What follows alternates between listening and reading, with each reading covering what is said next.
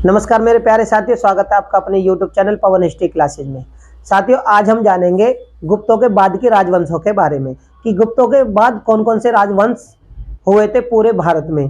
तो मेरे प्यारे साथियों, जब गुप्त राजवंश चल रहा था यानी पतन हो चुका था या उनके समाप्ति के बाद में पूरे भारत में कौन कौन से राज्य हुए थे, तो इन्हें हम दो भागों में बांटते हैं। सबसे पहला उत्तर भारत के राजवंश।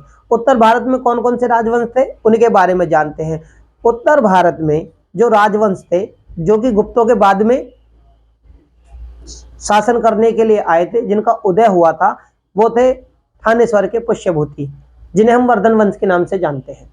दूसरे थे कन्नौज के मोखरी, और तीसरा जो राजवंश था वो मगध के उत्तरगुप्त थे। तो मेरे प्यारे साथी, ये थे गुप्तों के बाद के उत्तर भारत में राज करने वाले राजवंश। इसी प्रकार जब उत्तर भारत में एक तरफ इनका राज था, तो भारत तो काफी बड़ा है, तो दूसरी तरफ दक्षिण भारत में भी नए राजवंशों का उदय हो रहा था, और आज हम उन्हीं के बारे में जानेंगे और उनसे संबंधित उन वाक्यों के बारे में जानेंगे जिनसे कि पेपरों में क्वेश्चन पूछे जाते हैं, जो कि बिल्कुल महत्वपूर्ण और प्रमुख वाक्य हैं। पॉइंट टू पॉइंट समझेंगे कि पेपरों में इनसे संबंधित कौन कौन से ऐसे तथ्य हैं जो कि ज्यादातर पूछे जाते हैं। तो मेरे प्यारे साथियों, देरी न करते हुए शुरू करते हैं। दक्षिण भारत के उन्हीं राजवंशों के बारे में जानते हैं कि दक्षिण भारत में गुप्तों के बाद में यानी गुप्तों के बाद में कौन कौन से राजवंशों का उदय हुआ था। तो मेरे प्यारे साथियों,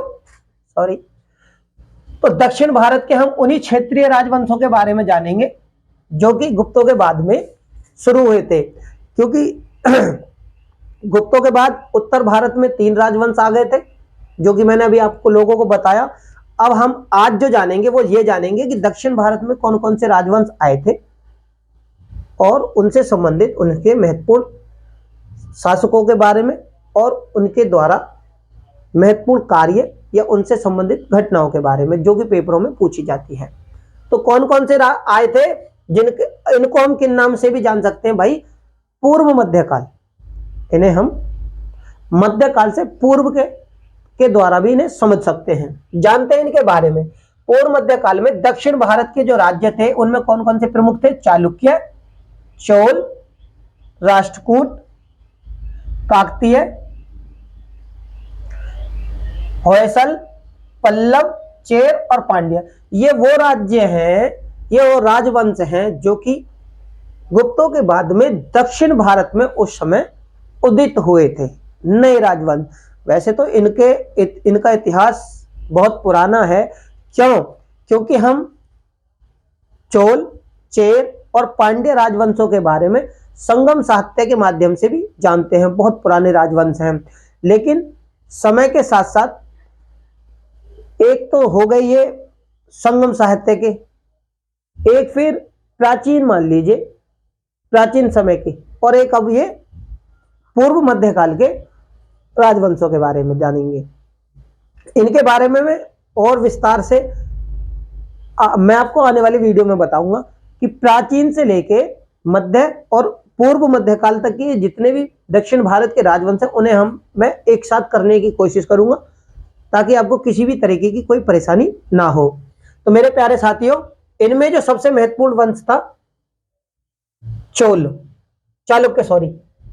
चालुक्य राजवंश।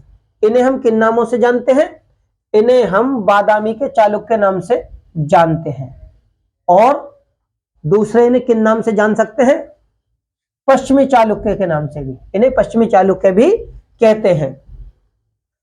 और क्या कह सकते हैं इन्हें हम कल्याणी के चालुक्य भी कह सकते हैं। अब इनका हम जानते हैं कि ये कहां पर थे, तो ये आंध्र और दक्कन में स्थित थे। कहां पर? आंध्र और दक्कन में स्थित थे। कौन थे? बादामी के चालुक्य, पश्चिम के चालुक्य और कल्याणी के चालुक्य। हम इन्हें 3 नामों से जान सकते हैं, क्योंकि चालुक्यों की बहुत सारी शाखाएं हैं, उनके बारे में भी हम विस्तार से जानेंगे। इनके बाद में क्या है? वेंगी के चालुक्य। वेंगी के चालुक्य ये कहां थे?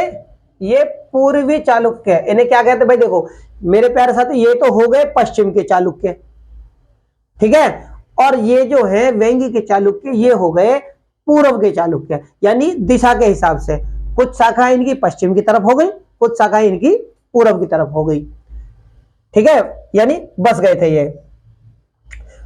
बात करते हैं बादामी के चालुक्यों के बारे में, उनसे संबंधित। तो बादामी के चालुक्यों को जो संस्थापक है जिन्होंने इन्हें बताया वो पुलकेशिन प्रथम। कौन थे? पुलकेशिन प्रथम। इन्हें क्या? बादामी के चालुक्यों का संस्थापक माना जाता है, ठीक है। और कल्याणी के चालुक्य, मैंने आपको बताया चालुक्यों की बहुत सारी शाखाएं हैं, उनके बारे में हम क्रम वाइज समझने की कोशिश करेंगे। सबसे पहले बादामी के चालुक्य, तो इनके संस्थापक कौन थे? पुलकेशिन प्रथम। उसके बाद कल्याणी के चालुक्य, तो इनके जो संस्थापक कौन थे? कल्याणी के चालुक्यों के संस्थापक थे तेलप द्वितीय, तेलप द्वितीय। अब इनके बाद में कौन से हैं? वेंगी। वेंगी के चालुक्य के कौन थे? विष्णुवर्धन। ये कौन थे? विष्णुवर्धन जो थे वो पुलकेशिन के भाई थे, पुलकेशिन के भाई थे। तो मेरे प्यारे साथियों समझो, बादामी के संस्थापक पुलकेशिन प्रथम, कल्याणी के तेलप द्वितीय और वेंगी के विष्णुवर्धन। अभी हमने 3 शाखाओं के बारे में जाना और तीनों के संस्थापकों के बारे में जाना। तो मेरे प्यारे साथियों यहां से क्वेश्चन बहुत सारे पेपरों में पूछे जाते हैं शासकों के अंतर्गत, शासक और उनके मिलान के लिए, ठीक है। तो ये हो गए। इसके बाद देखो बादामी के चालुक्यों के बारे में अब हम जानते हैं कि हमें इनके बारे में कहां से जानकारी सबसे ज्यादा विश्वसनीय मिलती है। तो वो क्या है? विक्रमांक देव चरित्र। विक्रमांक देव चरित्र के अनुसार इनकी जो उत्पत्ति होती है, इनके बारे में जानते हैं कि ये कहां से हुए थे? भाई ब्रह्मा के चुलुक से। इसकी जानकारी हमें कौन देता है? तो वो देता है विक्रमांक देव चरित्र। हमें जानकारी देता है कि भाई चालुक्यों की जो उत्पत्ति हुई थी वो ब्रह्मा के चुलुक से हुई थी। दूसरी हमें जानकारी कहां से मिलती है? भाई चालुक्य कहां से हुए तब? तो कैरो, ये कैरो ताम्रपत्र है जो कि जयसिंह, कैरो ताम्रपत्र के अनुसार। अब यहां पर समझो, एक तो जानकारी मिलती है हमें यहां से विक्रमांक देव चरित्र से और दूसरी मिलती है कैरो ताम्रपत्र से। कैरो ताम्रपत्र से हमें क्या जानकारी मिलती है उनके बारे में हम जान लेते हैं। ये हमें जो जानकारी देते हैं वो ये कि जयसिंह शासक था चालुक्य वंश का और इनका पुत्र था रणराग। रणराग कौन था? रणराग का मतलब होता है गदा युद्ध में निपुण। ये उनकी उपाधि भी थी। रणराग उनका पुत्र रणराग था और रणराग ही उसकी उपाधि भी थी। इस वंश का सबसे प्राक्रमिक शासक, पराक्रमी और साहसिक और महत्वपूर्ण और शक्तिशाली, हम ये भी बोल सकते हैं कौन थे? पुलकेशिन प्रथम, ठीक है। ये चालुक्य वंश के बारे में कुछ महत्वपूर्ण तथ्य हैं, ठीक है। इन्होंने ही सबसे पहले वातापी, जिसको बादामी कहते हैं, अपनी राजधानी बनाया और इसी राजधानी के नाम पर इन्हें बादामी के चालुक्य नाम से संबोधित किया भी जाता है, ठीक है। इनका पुत्र जो था, इनका पुत्र किनका? पुलकेशिन प्रथम का जो पुत्र था वो कीर्तिवर्मन प्रथम था। और कीर्तिवर्मन प्रथम था, इसने क्या करा? क्या चीज इनके द्वारा क्या चीजें हुई थी? बहुसुवर्ण और अग्निष्टोम यज्ञ इन्होंने कराए थे। किन्होंने? कीर्तिवर्मन प्रथम ने। और इनकी उपाधि के बारे में जानते हैं। इन्होंने जो उपाधि ग्रहण की थी वो कौन सी थी? पूर्ण पराक्रम सतस्य। पूर्ण पराक्रम और सतस्य इन्होंने उपाधियां ग्रहण की थी। ठीक है। इनका जो भाई था वो मंगलेश था, जो कि इनके बाद में शासक बना। जब इनकी मृत्यु हो गई तो इनका जो भाई था मंगलेश वो शासक बना, जो कि बादामी के शासक बना था इनके बाद। तो मेरे प्यारे साथियों, ये छोटी सी जानकारी बादामी के चालुक्य के बारे में। अब जो हम जानकारी देंगे, क्योंकि हमें इतिहास में इन लोगों के बारे में इतनी ही जानकारी मिलती है। अब हम बादामी के प्रमुख शासकों के बारे में जानते हैं, उनके बारे में जानते हैं और फिर उनके विस्तार के बारे में हम चर्चा करेंगे। सबसे पहले देखो जयसिंह, जो कि मैंने आपको बताया जयसिंह कैरो ताम्रपत्र के अनुसार सबसे प्रथम शासक माने जाते हैं। इनका जो समय था वो 500 से 520 ईस्वी था। उसी समय यहां पर मेरे प्यारे साथियों गौर देना, थोड़ा समझने की कोशिश करना, गुप्तों का पतन शुरू हो चुका था। गुप्तों का पतन शुरू हो चुका था और उत्तर भारत में राजवंश मैंने जो आपको बताए वो शुरू हुए थे, जो भी 3 राजवंशों के बारे में मैंने जानकारी दी। अब जो हम बात कर रहे हैं वो दक्षिण भारत में, क्योंकि उस समय पूरे भारत में गुप्तों का राजवंश था। उत्तर भारत के राजवंशों के बारे में हम जानकारी करें तो इनके जो पहले शासक थे जयसिंह, जो कि 500 से 520 ईस्वी में थे। उनके बाद में उनका पुत्र था रणराग, जो कि 520 ईस्वी से 535 ईस्वी तक उन्होंने शासन किया। उसके बाद जो शासन करने वाले थे वो पुलकेशिन प्रथम थे, जो कि 535 ईस्वी से 566 ईस्वी तक उन्होंने शासन किया था। उनके बाद में जो शासन करने वाले थे वो कीर्तिवर्मन प्रथम थे, जिन्हें 566 से 597 ईस्वी तक इन्होंने शासन किया था। ये शासक हैं और ये उनका समय जो कि मैं आपको जानकारी दे रहा हूं। उनके बाद में उनका भाई था मंगलेश, जो कि 597 से 510 ईस्वी तक शासन करने वाला था। उनके बाद शासन करने वाले थे पुलकेशिन द्वितीय, जो कि 610 ईस्वी से 642 ईस्वी तक शासन करते हैं। इनके बाद में विक्रमादित्य प्रथम, जो कि 655 से 81 ईस्वी तक शासन करते हैं।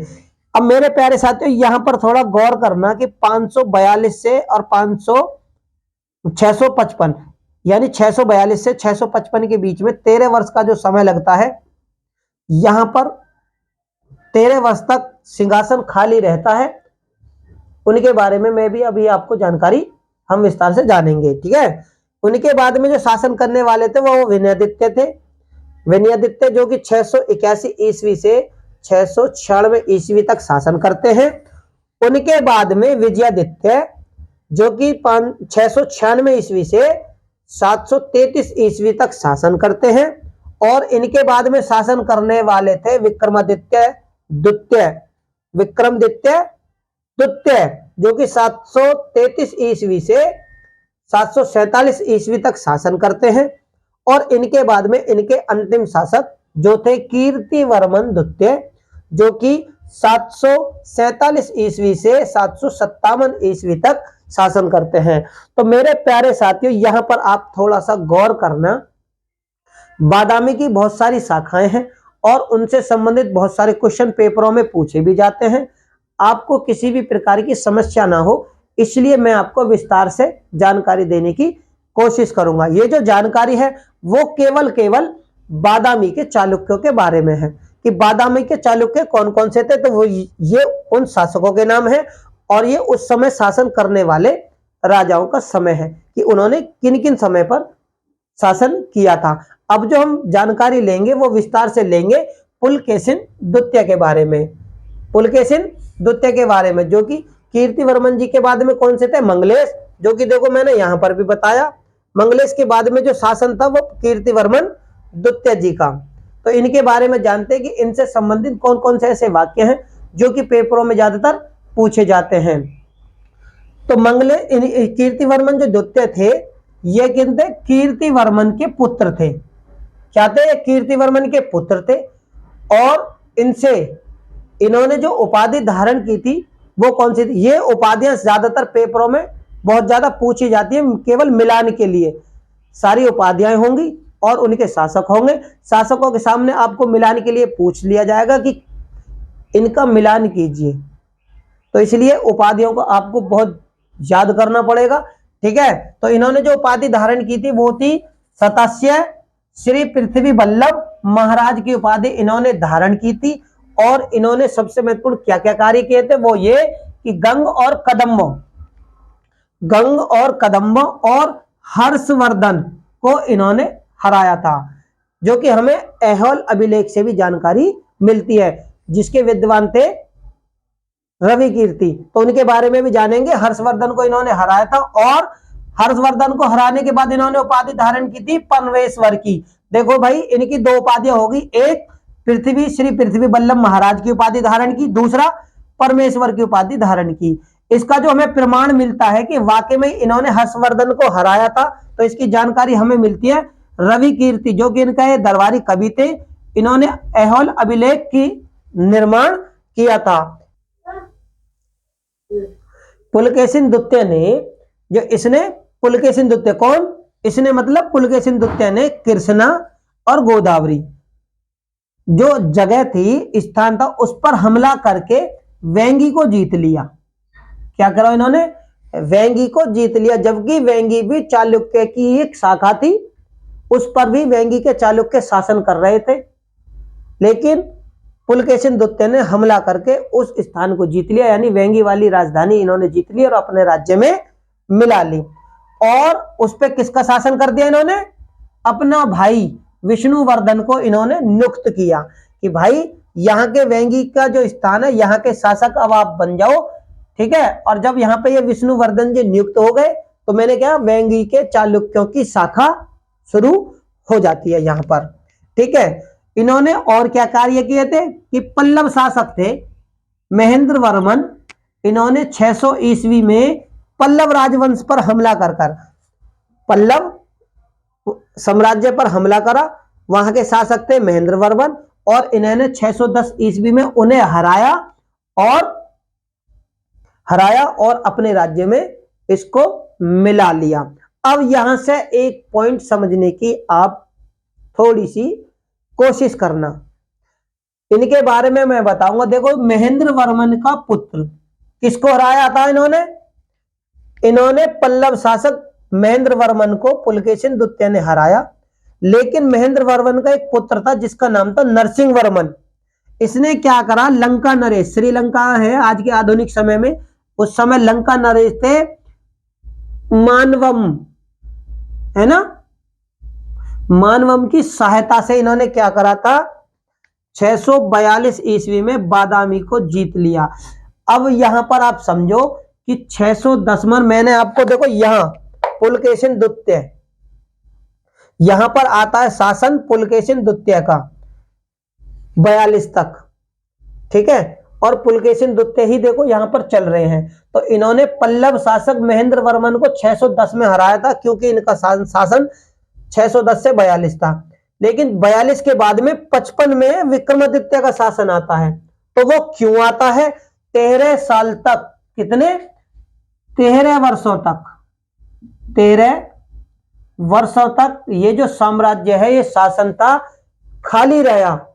खाली क्यों रहा, क्योंकि इस पर है ना नरसिंह वर्मन, महेंद्र वर्मन के पुत्र, यानी यहां पर पिता हारे थे और उनका बदला उनके पुत्र नरसिंह वर्मन ने यहां पर लिया था। तो कहां पर, 55 में। तो 42 के बाद में देखो, 42 तक पुलकेशिन द्वितीय का शासन समाप्त होता है।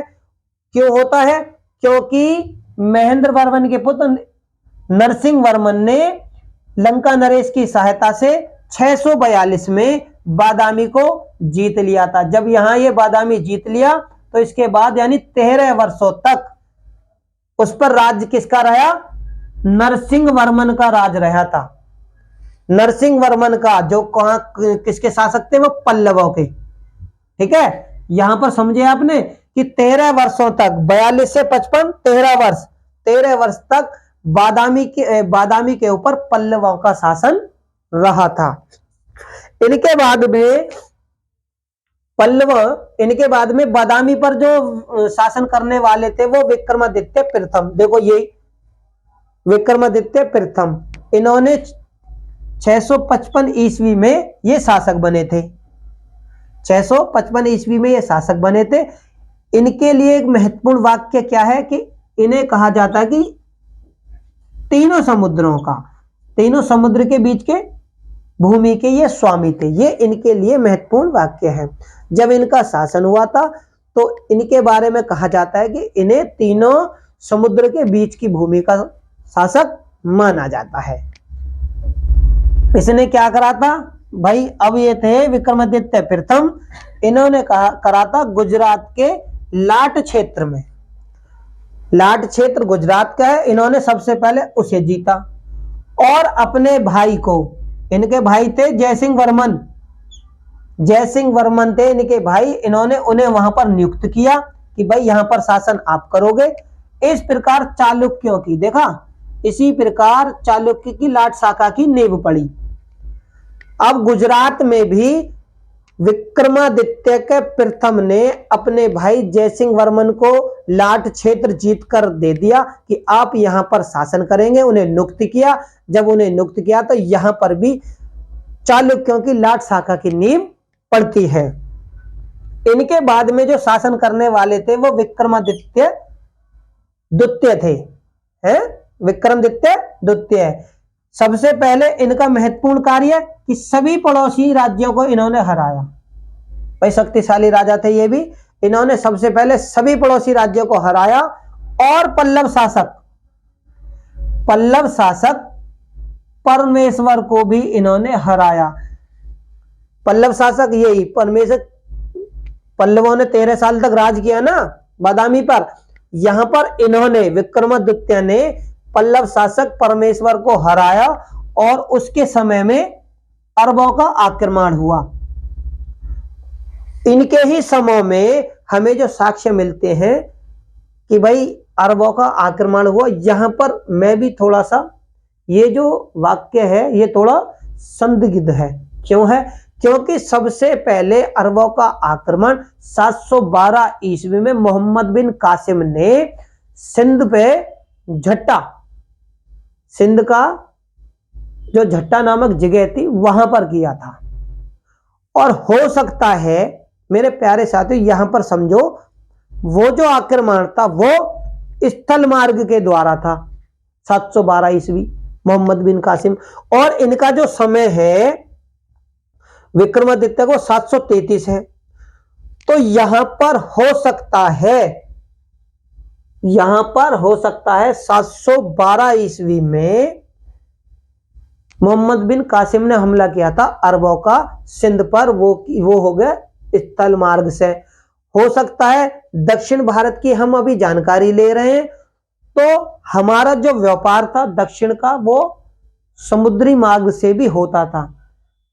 तो हो सकता है 1% कि समुद्र मार्ग के द्वारा भी अरबों का आक्रमण हुआ हो।